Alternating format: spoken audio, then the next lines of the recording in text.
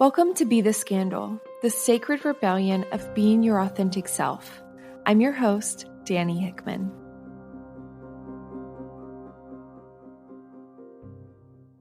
Hey, Sacred Rebel. Today I want to talk to you about shadows. My invitation for this episode is to just open up your curiosity and deepen your awareness of parts of you that you might have abandoned a long time ago. Shadow work has been really interesting for me, and I still remember the moment in time when one of my mentors invited me into exploring my own inner shadow. This moment in time was quite terrible because there was a lot of emotional pain and eye-opening at the same time, because that really started to shift my trajectory and how I was showing up with people that I was working with and also with people in my personal life. I'm going to use this episode as a way to introduce this topic, so it's going to be pretty broad brushstrokes as we dive into the shadow realm. I really want to drop into this definition. Our shadow are parts of us that we have exiled. Parts of us, for whatever reason, have realized, when I show up and I'm expressed into the world, it threatens my sense of safety and connection with those around me. So these parts of us, these characteristics of who we are, go into the deep recesses of our psyche. And it's really interesting because they go out of our own awareness. So we don't even realize, we're not even consciously aware that they exist anymore, because probably it's been so long since we've been present with them. And that old saying, out of sight, out of mind, really comes up and fits here. And there's another layer to this, that even though it might be out of sight, out of mind, these parts of us are still coming out in really subtle ways, or not so subtle ways, and they're coming out and being expressed in a very out of balance way, which means it could be creating dysfunction for us, it could be pretty toxic or unhealthy patterning that isn't actually expansive for us to move forward and to have a healthy relationship with ourselves and those around us.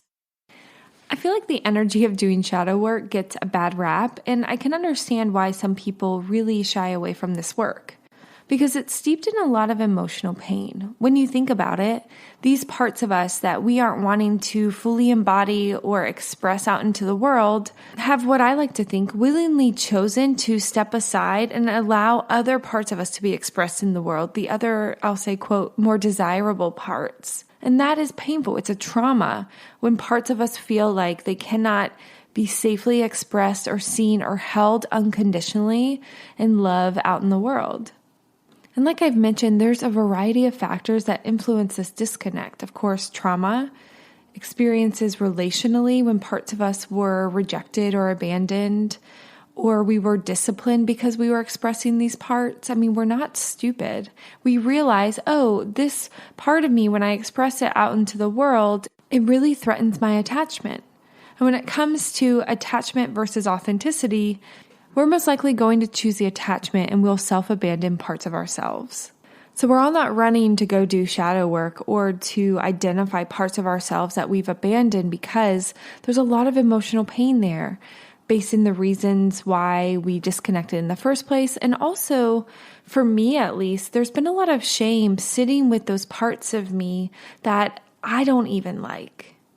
Now, of course, this is the journey, learning how do we see parts of ourselves, meet them where they are, acknowledge them, witness them, and hold them unconditionally. That is the work. But in order to start that work, we have to learn, how do I even find the courage to look into those dark spaces of myself, to look into those parts of me that for a long time I haven't even wanted to look at, let alone let someone else look at them. But when we're able to do that, when we're able to sit with the shame that these parts are shrouded in, we're able to allow that energy to just move through our body, and we're able to meet these parts unconditionally with love, then there's so much liberation that can happen. There's so much power and balancing and integration that happens in these moments, so that we can actually move forward and move through the world in a more integrated, balanced way. And these parts of us don't need to be expressed in these subtle, sneaky, unhealthy, toxic, dysfunctional behaviors. In this moment, I'm just going to share this duality of the shadow because, of course, we're human and duality exists. When we think of the dark shadow, now I want to be really clear. I'm not saying good versus bad, but I will say dark and light, But when we're looking at the dark shadow, these are things and qualities and parts of us that most likely you don't really love. Some of mine are being helpless, being a victim, being really angry. These things that whenever you ask me to describe myself, I'm not coming out and saying, hey, sometimes I'm a victim, or sometimes I'm really helpless, or I have a part of me that gets really angry and full of rage. I'm not coming out and saying those things. And now, of course, I'm able to speak into them. I'm able to name them for you because they're out of my shadow. I'm aware of these parts of me. But for the longest time, if people be like, oh, Danny, are you an angry person? I'd be like, hell no. No, I'm pretty chill. I go with the flow. I really try to be positive, and I don't try to be angry. But if you couldn't have already guessed where this was going, of course I have an angry part. And because she wasn't able to be expressed in healthy, balanced ways, she was in my shadow and was like the monster that grew in the darkness. So when she came out, she was really mean, or she was really dysregulated. And that's what happens with our shadows. They're like the monsters that grow in the darkness. The longer we keep them in the darkness, the longer we keep them shrouded in shame, the bigger that they get and the more havoc that they wreak throughout our daily lives. We also have what people will name a light or golden shadow. And these are things that are, quote, positive. Some of mine, when I think about them, and I'm going to describe them more energetically, like one is a part of me that is deeply connected to her worth. She's really confident, and she is saying, hey, this is my space and I'm going to take it up and I'm going to do it in a big way. She's really wise. She is that teacher and speaker and writer, and she knows what she wants to say, and she's doing so unapologetically. And it's really interesting when we start exploring our shadows, because the easiest place to be able to identify what our shadows are looking outside of ourselves. Because our mind is a pretty magical place, and if we have parts of ourselves that we have disowned, it is way easier to pinpoint and pick out and to judge these parts in other people, because I don't want to have to sit with like, oh, I'm really angry. And sometimes those parts of me that are really angry come out and they hurt me and they hurt other people. It's way easier for me to judge someone who is outwardly expressive with their anger and be like, ugh, they need to get their stuff together. Or someone who's helpless, I'm like, they need to really just problem solve and stop being the victim. It's way easier for me to judge it through another person instead of sitting with, oh, I'm projecting onto them because what they're doing, they're mirroring a part of me that I've disowned. And whenever I see it in them, I want them to stop showing me this part of me because I don't even want to see her. I don't even want to be present in her existence. And the same could be said for the golden shadow too. And this dynamic is really interesting when it comes to that light or golden shadow, because for me, it's manifested in jealousy, where I'm seeing other people embody these qualities. So going back to my examples, they're taking up space, they're being unapologetic, they're sharing their wisdom, and I'm getting angry at them. Because when I really look at it, what they're doing is they are embodying and expressing these parts of them that I also have, but I don't let myself embody them because they're in my shadow. Because at some point, when I did embody them, it threatened my sense of safety and my sense of connection with other people. So it's really interesting because you would think, well, Danny, how is it bad to take up space? How is it bad to be authentic? How is it bad to be unapologetic? How is it bad to stand in your power and your wisdom? And it's so layered. But I will say I have had experiences where people didn't want to be around me whenever I was in that energy, or people didn't like it, or people tried to squash this energy and to dampen that light. And I went along with it and I allowed that to happen. I allowed these parts of me to go into my shadow because I just wanted to be deeply connected.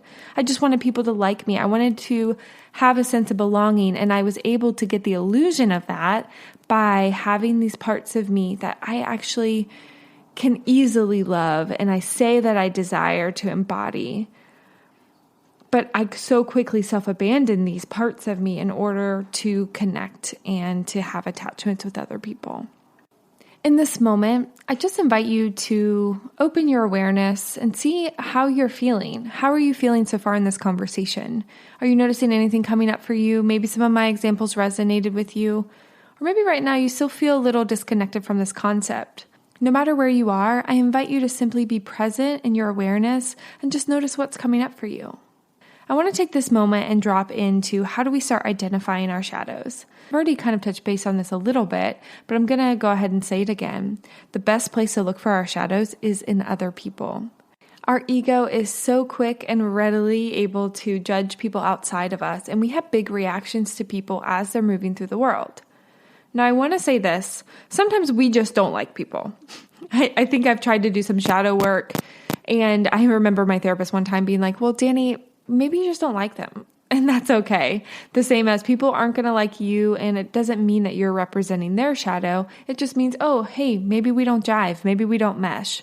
So I don't want to make everything so clinical, but I do want to bring in the invitation for you to start looking outside of yourself for those outward expressions of your shadow.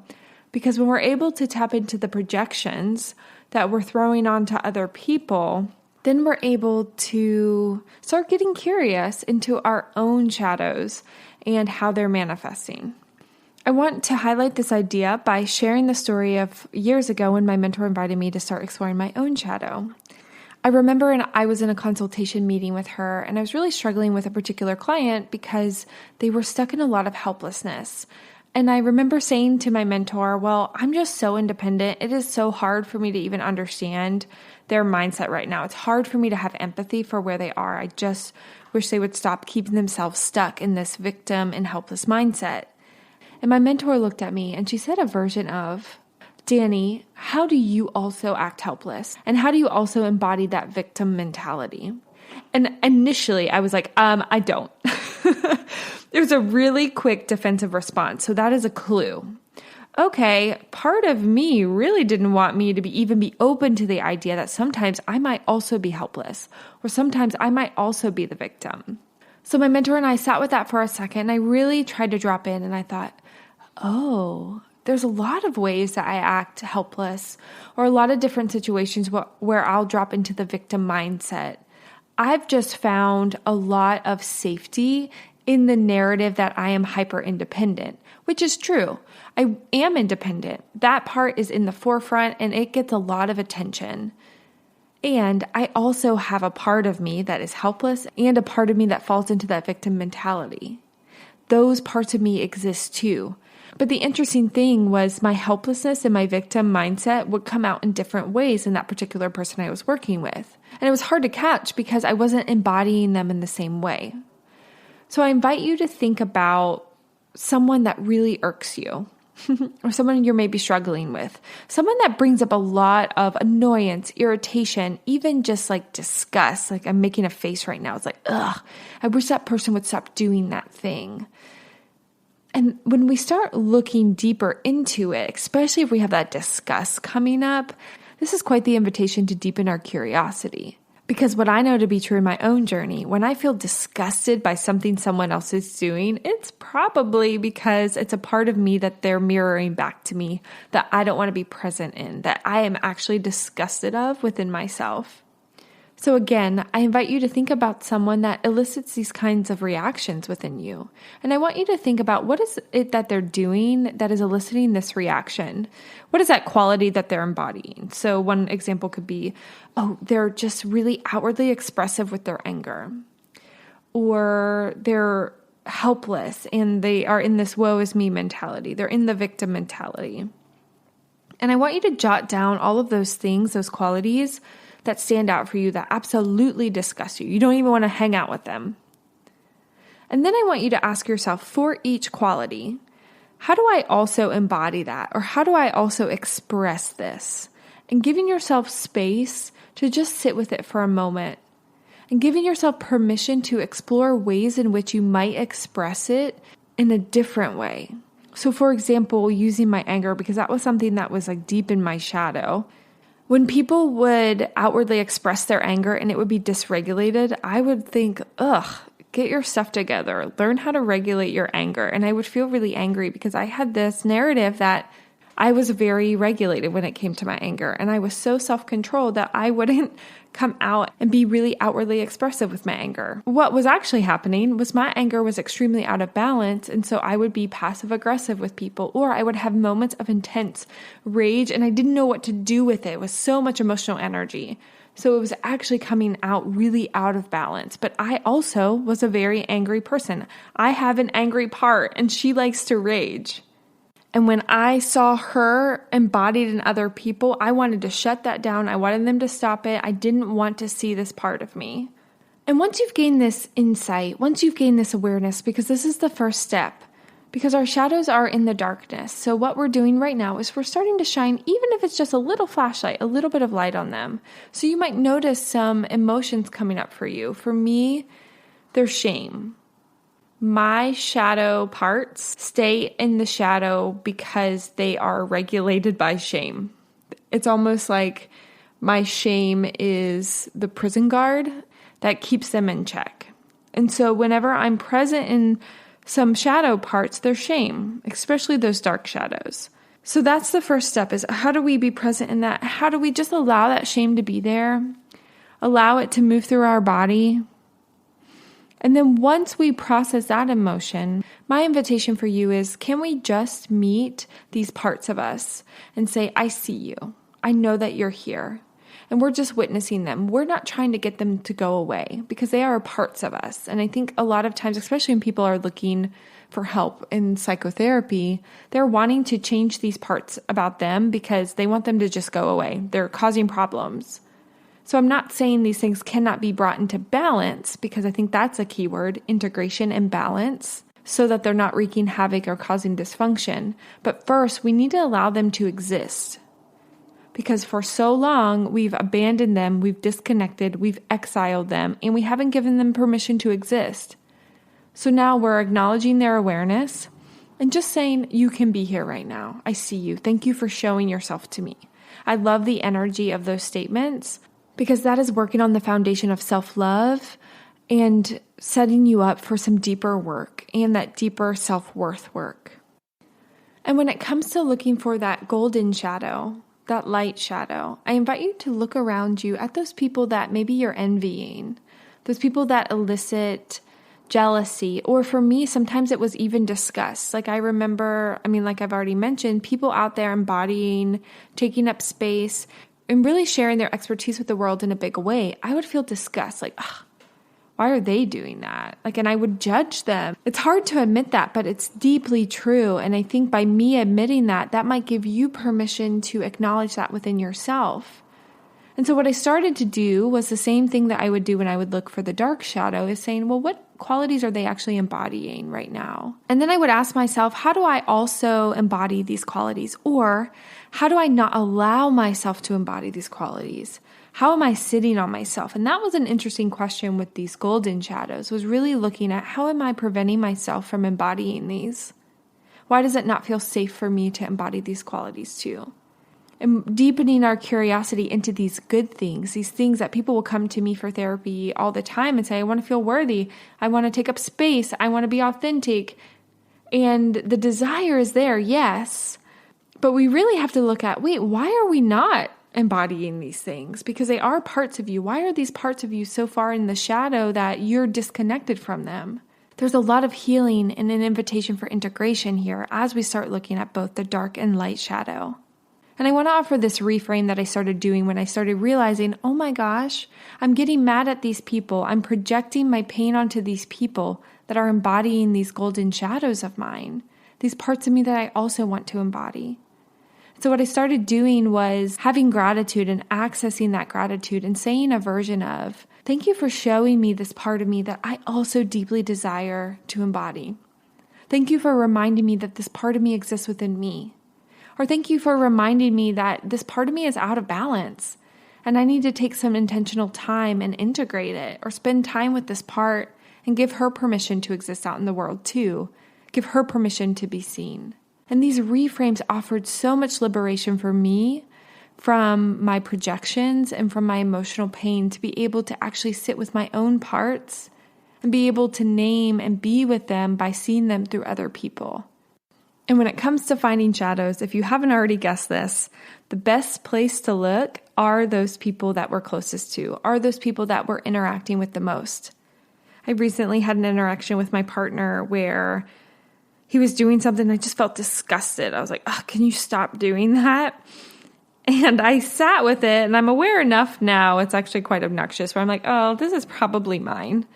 And I was able to sit with it, and I was able to identify that characteristic he was embodying. And I just asked myself, what would happen if I embodied this quality too? And it was really interesting, the words that came up. My parts were like, we definitely wouldn't do that, because if we did that, then this would happen. And it's really interesting because I was trying to get him to stop embodying this quality because I was seeing a part of me that I wasn't allowing myself to express into the world. It was highlighting to me that part of me that was out of balance, and I just wanted him to stop being who he was so that I didn't have to sit with the emotional pain and that energy within myself. So look for those people around you, your partner, your friends, your coworker, that boss that you can't stand, your siblings, your family. And again, sometimes we just don't like people. Sometimes we need to exit relationships and get the awareness that this is actually not healthy or expansive. And other times, what can actually deepen our relationships is identifying what are we projecting onto them? How is it a mirror for us? And how do we give ourselves space to be who we are, integrate these parts of us, give ourselves permission to exist as we are, and then also give that person we're in a relationship with space to be who they are. I know this was a quick introduction to Shadow Work 101, but the invitation for today's episode is to just start being curious into using other people as your mirrors into parts of you that you've self-abandoned or disconnected from, and getting curious into why do we disconnect from them? What would happen if you embodied that part? And this line of questioning can radically start shifting the way that you're moving through the world because it's able to identify traumas, things that have happened to you that have influenced your self-abandonment. And it really brings in the invitation to start meeting yourself unconditionally from the energy of all parts of you are welcome here. And you have the ability to bring those parts that have been in your shadow back into balance so that you can move through the world more authentically and more grounded in who you truly are, all parts of you. Thanks for tuning in to this episode of Be the Scandal. If you like what you heard, don't forget to click subscribe so that you can join in on the sacred rebellion of being your most authentic self.